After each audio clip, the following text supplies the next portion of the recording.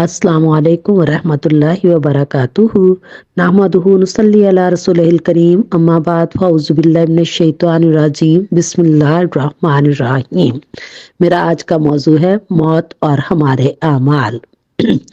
अमूमन इंसान जिंदगी में जिन आमाल पर रहता है इसी पर मौत भी आती है और जिस पर मरता है इस पर उठेगा भी। यही अल्लाह ताला का दस्तूर है कि भलाई के कसद करने वाले को भलाई की तौफीक भी दी जाती है, भलाई इस पर आसान भी कर दी जाती है और इसे साबित कदम भी रखा जाता है। हदीस में ये भी है कि इंसान जन्नतियों के काम करते करते जन्नत में एक हाथ दूर रह जाता है कि इसकी तकदीर इस पर गालिब आती है और वो जहन्नमियों के काम करके जहन्नमी बन जाता है और कभी इसके खिलाफ भी होता है।